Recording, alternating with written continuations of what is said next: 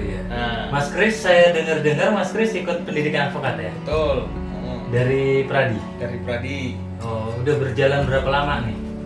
Ya udah 3 minggu. 3 minggu. 3 minggu ya? ini Masih sih, Mas. Berapa lama lagi? Tanggal 20 udah ujian. Udah ujian. Nah, Dulu iya. tuh berapa tahun yang lalu tuh saya nyuruh Mas Kris, Mas ikut pendidikan advokat Mas, saya sarjana hukumnya gitu. Iya. Itu dulu Mas Kris belum minat itu atau bagaimana? Belum, waktu itu belum minat ke situ, Mas. Kenapa? Alasannya? Pengen bisnis. Pengen bisnis, Nah, aduh. waktu itu pengen bisnis. Terus sekarang kenapa Mas Kris kepengen jadi advokat terus ikut pendidikan advokat? Nah, Apa? kalau keinginannya sih karena ya itu tadi, Mas. Apa? Pertama itu guys, percaya nggak percaya, dunia advokat itu pendapatannya tak terhingga. Oke, itu menurut persepsi Mas Kris ya kan? Ya, Iya kan? banyak yang bilang. Itu banyak yang bilang apa fakta, mitos atau fakta? Termasuk Hotman Paris juga bilang Ah, pendapatan oke. salah satu pendapatan Itu di pendidikan advokat ya saat PKTA. Ya, Apa kata betul. beliau? ya salah satu profesi Hmm? yang pendapatannya tak terhingga hanya didapatkan di Dunia dunia pengacara. pengacara. Oke. Gitu. Tertariknya karena itu.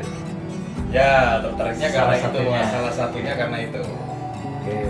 Makanya akhirnya memutuskan untuk jadi pengacara nih. ke depan. Ya, terus kedua ya karena memang basicnya ada Hukum. hukum, kan sayang kalau nggak dimanfaatin waktu itu. Iya, iya. Jadinya ya. Bisnis gimana nih gara-gara corona hancur nih? Hancur, Mas. Hancur. Bisnis Semua kena hancur. imbasnya ya karena Semua. corona ya. Semua kena imbasnya corona. Oke. Gitu. Jadi kira-kira nih Mas, buat teman-teman semua nih, kisi-kisinya apa aja Mas kalau untuk Apa? ujian nanti itu? Ujian. Oke. Jadi untuk ujian advokat dari zaman saya dulu, 2005 kalau nggak salah saya ikut ujian advokat, gitu ya. Sampai dengan ya sekarang mungkin perbedaan atau perubahannya nggak jauh beda.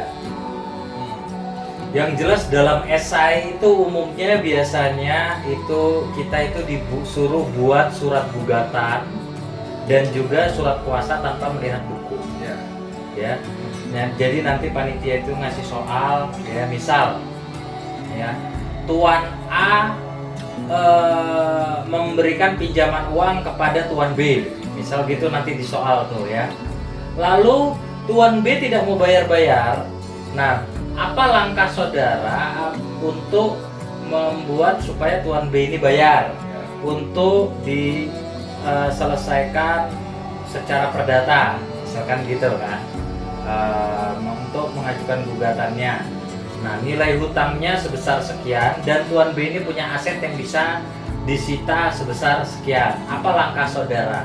Silakan buat surat kuasa dan silakan buat surat gugatannya. Itu baru kita suruh buat tanpa ngeliat buku. Jadi seorang calon advokat sebelum menghadapi ujian advokat dia harus luar kepala. Di otaknya itu harus luar kepala, mengkonsep, menulis dengan rapi, ya dengan tulisan yang jelas, baik itu surat kuasa maupun itu gugatan. Supaya apa? Karena kalau esai itu esai ya, esai itu kita benar semua itu 80 nilainya udah di tangan. Ya. Nah, pilihan gandanya benernya sebagian, kemungkinan lulusnya jauh lebih besar karena esai itu nilainya besar.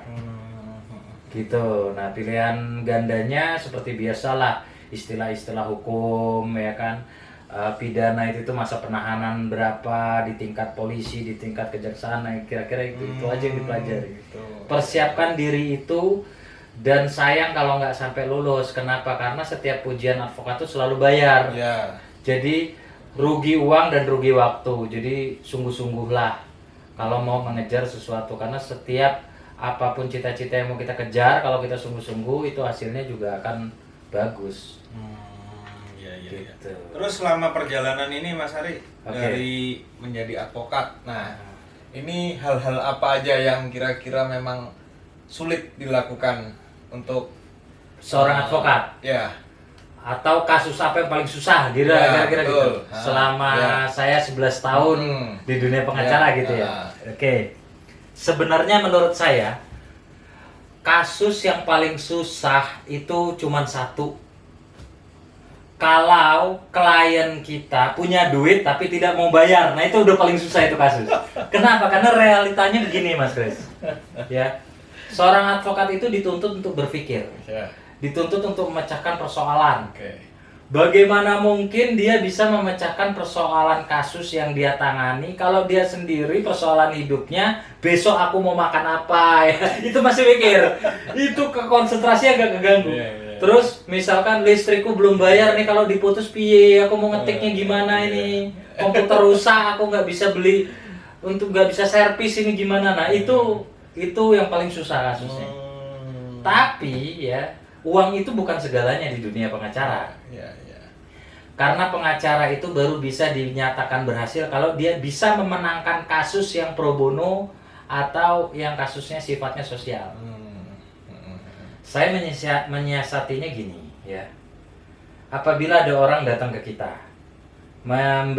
menyerahkan permasalahan hukumnya ke kita, dan dia itu betul-betul secara finansial tidak mampu, dia terzolimi, dia jujur, dan dia nggak bersalah, dia betul butuh orang yang betul-betul bisa bela hak-haknya, saya akan bilang ke dia begini ya, kalau misalkan mau ya untuk perkara itu kita tangani full secara pro bono, tentunya yang bersangkutan harus buat surat keterangan tidak mampu. Kenapa? Karena melalui BPHN itu negara memiliki anggaran untuk bantuan hukum gratis untuk orang-orang yang nggak mampu. Kalau nggak melalui itu, bagaimana operasional untuk kita itu bekerja itu bisa berjalan. Jadi negara juga memikirkan itu sebenarnya, dan itu semua advokat udah tahu gitu. Kita bisa melalui itu. Atau apabila dia mau klien itu mengupayakan betul-betul secara hati ya, yang sifatnya wajar, dilihat dari hak dan kewajiban. Contoh, saya biasanya mensiasatinya, saya kasih bimbingan hukum ini gratis tanpa biaya spesial pun karena Bapak lagi susah. Tapi Bapak jalan sendiri untuk sidang. Bapak tanganin sendiri kasus itu. Saya kalaupun Bapak menang pun itu hak Bapak, saya tidak akan spesial pun berharap atau minta. Walaupun secara profesi, selain profesionalitas kita itu mengamalkan ilmu ke masyarakat, kita juga hidup dari situ. Realitanya begitu. Saya biasanya menyiasatinya gitu Mas Chris. Jadi Bapak silakan tangani sendiri. Langkahnya begini, surat-suratnya saya ngetikin, saya yang buat. Bapak tinggal bawa surat-surat itu, tempatnya ke sini, temuin ini, temuin ini. Langkahnya begini, cara ngomongnya begini. Kalau ditanya hakim nanti mempersiapkan saksi itu caranya begini, detail sampai putusan. Dan itu banyak orang yang udah saya bantu, nggak bayar sepeser pun melakukan itu, dan akhirnya dia jadi ngerti hukum, dan akhirnya dia juga bisa bantu keluarga-keluarganya lain, hikmah dari situ. Dan sampai sekarang orang-orang itu jadi keluarga. Istilahnya sama kita itu untungnya nggak melupakan. Jadi betul-betul apa ya, pengacara itu salah satu seni yang dia miliki adalah pengacara itu karena banyak yang sifatnya membantu. Di mana tempat dia ada saudara, ada keluarga. Jadi secara psikologi hidup manusia itu, orang kalau ada merasa utang budi, itu hubungannya itu kekal dan akan teringat selamanya. Dan pengacara itu salah satu profesi yang bisa membuat masyarakat utang budi. Salah satu profesi dari sekian banyak profesi. Itu kenapa pengacara itu salah satu profesi yang membanggakan. Karena dia bisa menciptakan utang budi buat orang banyak. Gitu loh Mas Chris. Iya. Ayo. Oke. Terus kalau tentang ini Mas, untuk perkara yang paling mudah itu apa sih sebetulnya? Cerai, apakah perdata, apakah pidana? Oke. Perkara itu tidak ada yang sulit, tidak ada yang mudah sebenarnya. Setiap perkara udah diatur, udah ada aturan undang-undang yang bisa kita jadikan acuan dasar, ya. Strategi setiap orang itu dilihat dari jam terbang. Kadangkala ada satu perkara itu kelihatannya gampang, tapi begitu kita tangani ternyata setahun nggak kelar.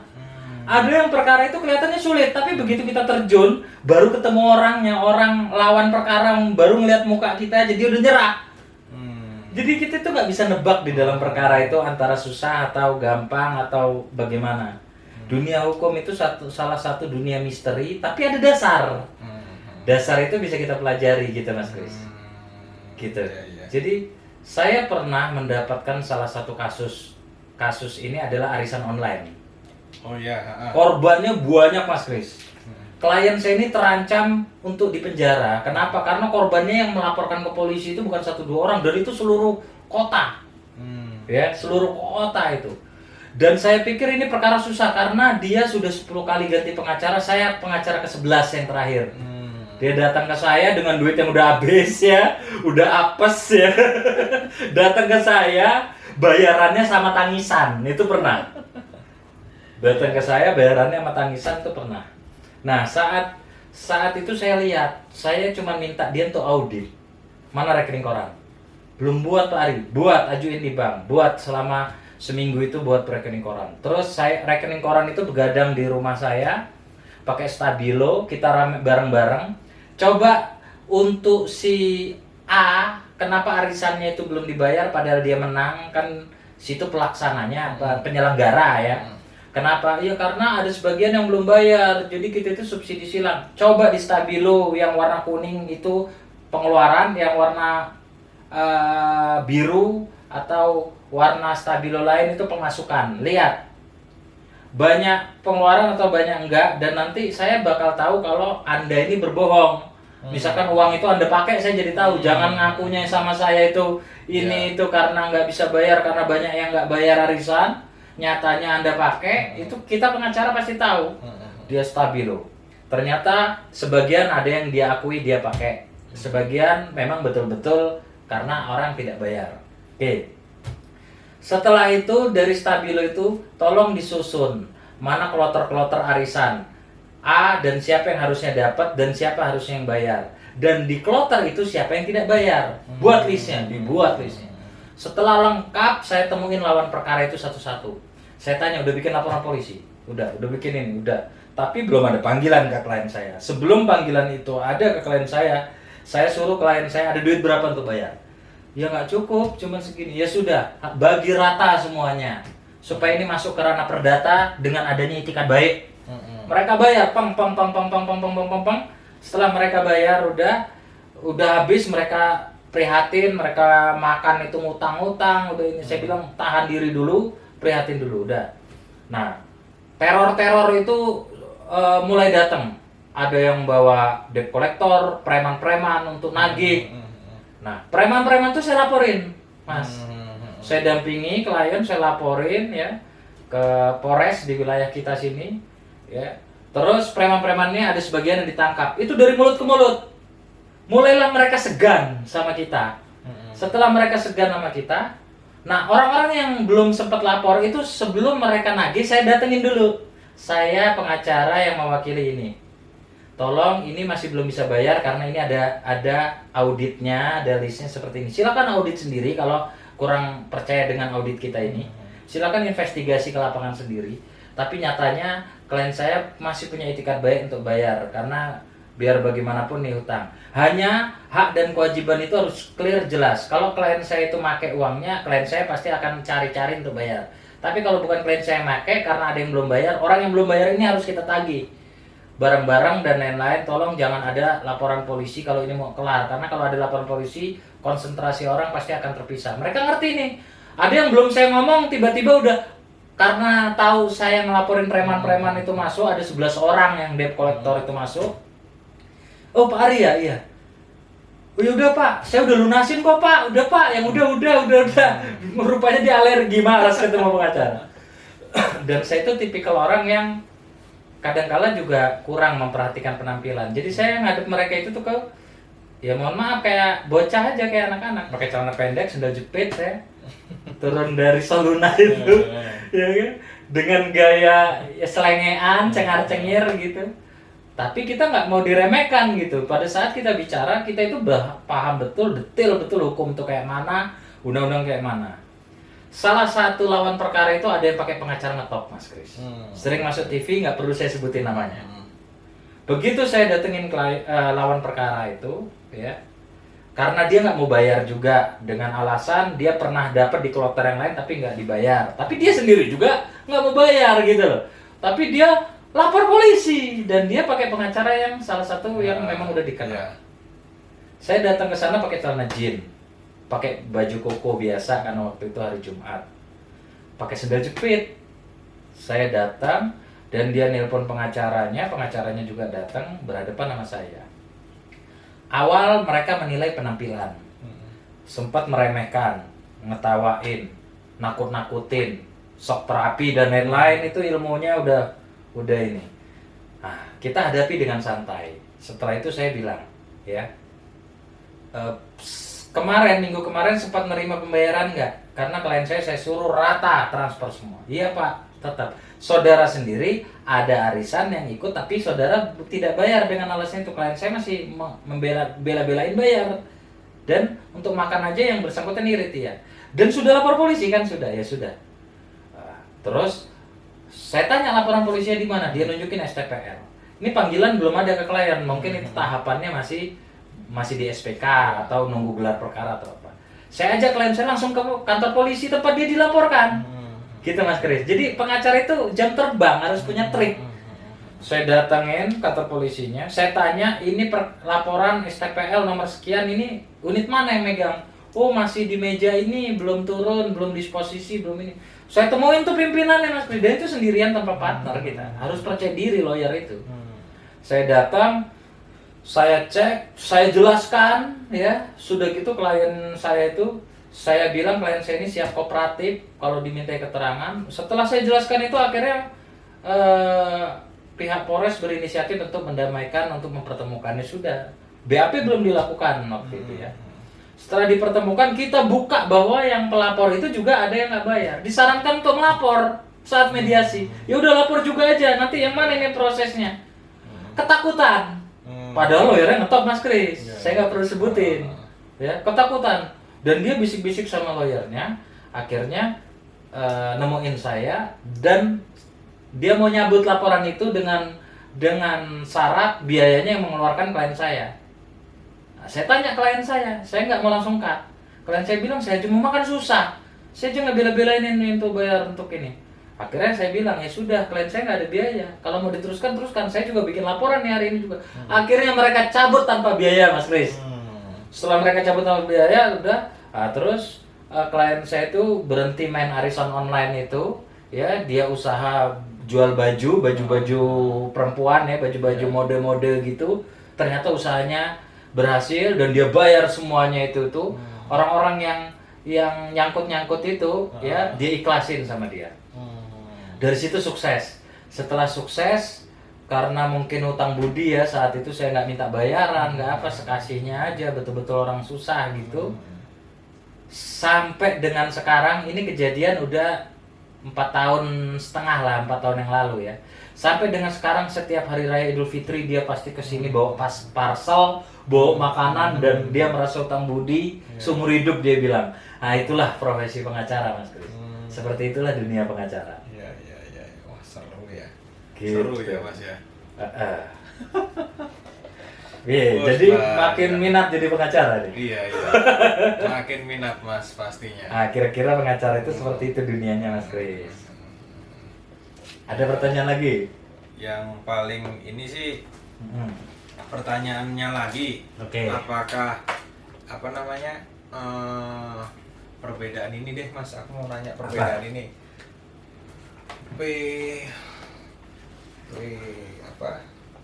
Ban prestasi sama gugatan Perbuatan melawan hukum.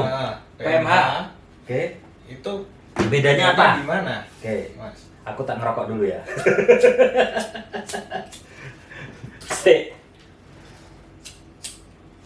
Dikorek ini. Jadi gini, ya. Yang disebut puan prestasi itu adalah adanya ingkar janji dari sebuah kesepakatan. Ya, kedua belah pihak yang menyepakati diri. Dan itu tentunya harus secara tertulis, tidak bisa lisan. Lisan bisa dikatakan non prestasi, tapi pembuktiannya sulit. Jadi ada perjanjian yang dilanggar oleh salah satu pihak, makanya orang yang merasa dirugikan ini membuat gugatan, namanya gugatan non prestasi. Tuh. Kalau perbuatan melawan hukum itu bukan perjanjian yang dilanggar, Mas Kris, tapi adanya undang-undang yang dilanggar. Gitu. Terlepas undang-undang yang dilanggar itu juga ada perjanjian yang dilanggar, tapi pokok persoalannya bukan non-prestasi atas perjanjiannya, melainkan undang-undangnya. Nyambung ya, Mas Kris? Nah, itu makanya orang yang dirugikan itu mengajukan gugatan perbuatan melawan hukum. Gitu. Contoh, utang piutang. Kedua belah pihak membuat kesepakatan, perjanjian. Berjanji salah satu pihak yang meminjam ini akan mengembalikan tanggal tertentu, bulan tertentu, tahun tertentu. Lewat itu digugat lawan prestasi. Atau ada perjanjian kredit atau apa itu digugat lawan prestasi. Nah, terus bagaimana dengan perbuatan melawan hukum? Perbuatan melawan hukum itu gini, ya. Contoh, ya. Pada saat ada orang, ya, menjelek-jelekkan orang lain dan usaha orang lain. Nih toko online, ya. Tiba-tiba toko online ini nggak pernah bikin ulah, laris, tapi ada yang iri. Nah, orang yang iri ini bilang, woi, jangan belanja di toko online itu. Toko online itu penipu, begini. Nah, tiba-tiba toko yang merasa dirugikan ini lapor pencemaran nama baik, ya, lapor. Dan karena pencemaran nama baik itu, yang tadinya laris jadi nggak laris, dia merasa dirugikan. Dia buat gugatan perbuatan melawan hukum karena ada undang-undang pencemaran nama baik itu pidananya yang dilanggar. Nyambung ya, Mas Kris? Ya. Jadi menentukan sebuah gugatan apakah dia wan prestasi atau perbuatan melawan hukum, lihat peristiwa hukumnya itu yang dilanggar adalah perjanjian atau undang-undang. Kalau undang-undang berarti PMH. Tapi kalau perjanjian berarti wan prestasi. Gitu aja, Mas Kris. Iya. Gitu. Apalagi? Iya.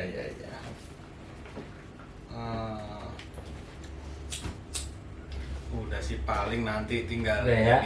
tinggal ya itu tadi, tinggal upah. Ya mudah-mudahan sih berjalan lancar semua, Mas. Oke, pesan saya adalah kalau jadi pengacara itu, yang pertama kita itu mencintai profesi sebenarnya. Kenapa saya itu bertahan, ya, di dunia pengacara ini sampai lebih dari 10 tahun. Itu alasannya karena cinta yang pertama, ya. Yang kedua, pengacara itu dia itu yang S1, S2, S3 pendidikannya, yang kaya raya itu banyak, gak bisa dihitung jari. Tapi yang dia itu naruh hatinya itu betul-betul menjiwai profesinya, dan dia bekerja itu bukan untuk kliennya melainkan untuk Tuhan yang Maha Esa, itu masih sedikit. Jadilah pengacara yang sedikit itu, Mas Kris. Ya. Gitu. Oke. Saya sepakat. Kenapa sepakatnya itu? Senior kita di dunia lawyer ini pada bilang, ya, dulu nasihatin saya, Ri, penampilan lu dijaga, mobil lu bagusin, lu harus pakai aksesoris, lu harus pakai ini supaya klien lu itu menghargai lu. Dulu saya sepakat. Dulu itu saya necis, pakai jas kemana-mana, pakai dasi kemana. Ya, itu salah satu bentuk menghargai profesi karena kita officium Nobel. Sampai sekarang pun saya melakukan itu. Tapi saya tidak lagi menanamkan di hati saya bahwa itu segalanya. Gitu. Di saat saya lagi nyaman pakai kaos, pakai apa, yang saya harus jaga itu sekarang ini adalah perilaku, menguasai sebuah materi dan bisa diterapkan lewat ucapan. Pengacara itu tidak boleh ragu di dalam berbicara. Makanya orang-orang yang menjiwai profesi advokat, dia kalau bicara itu jelas, intonasinya lugas, dan dia itu terkesan, kelihatan, bisa dinilai orang ini menguasai atau mincela-minceli atau apa, itu kelihatan. Modalnya cuman itu kalau mau di dunia pengacara ini tetap dihargai orang. Kalau masalah penampilan itu sifatnya sementara. Saya pakai ketemu klien yang kenalnya itu di internet, di sosial media, atau dia baca website, atau dia buka Google, muncul nomor handphone kita, dia telepon, dia janjian sama kita, dia belum pernah ketemu kita. Saya pakai celana pendek, sendal jepit. Memang agak sedikit merendahkan kelihatannya karena mungkin fisik itu penilaian itu dinilai. pada saat kita baru salaman, kita baru duduk Mas Kris. Begitu dia cerita persoalan hukumnya, begitu dia dengar saya ngomong, berubah total. Gitu Mas Kris. Dari situ saya sadar, ternyata bukan penampilan. Nah, makanya yang saya latih setiap harinya adalah apa? Pengetahuan hukum, perbanyak jam terbang, ya. Sudah gitu percaya diri kita di saat kita itu mengupas suatu persoalan baik secara lisan maupun konsep drafting legal tertulis itu diasah terus, itu model pengacara yang sebenarnya Mas Kris.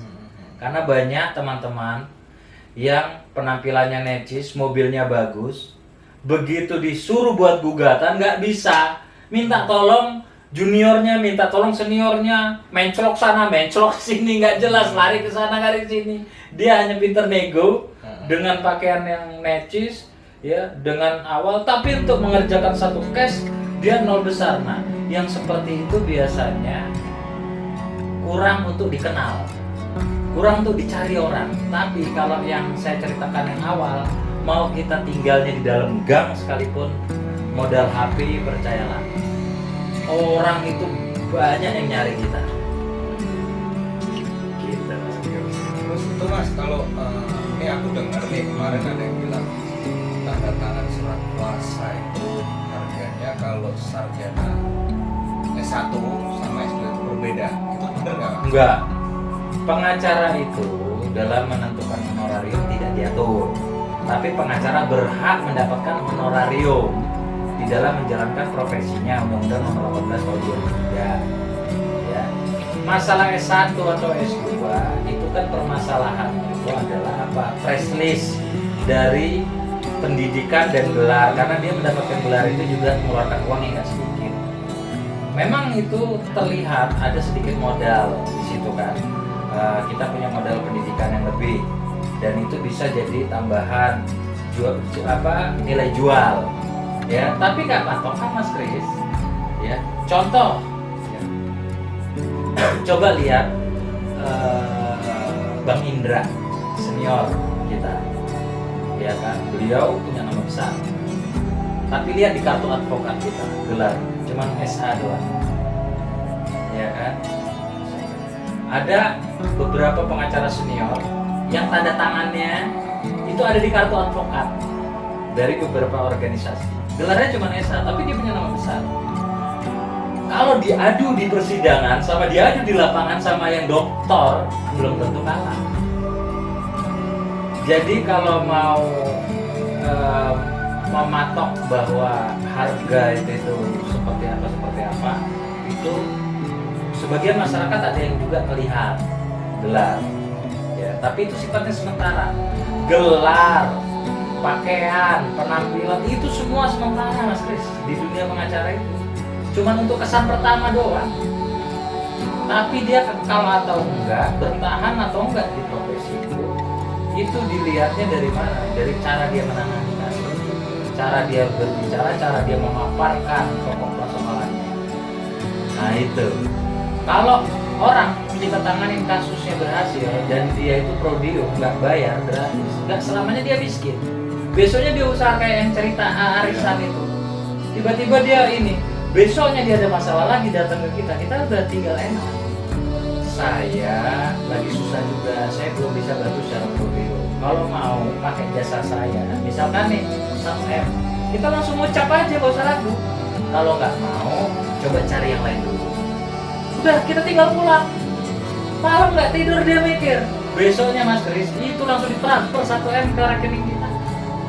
Bisa terjadi seperti itu. Walaupun kita itu cuman SH, cuman S1. Dan itu sifatnya lebih kekal. Enggak sifatnya sementara. Nah, kira-kira gitu.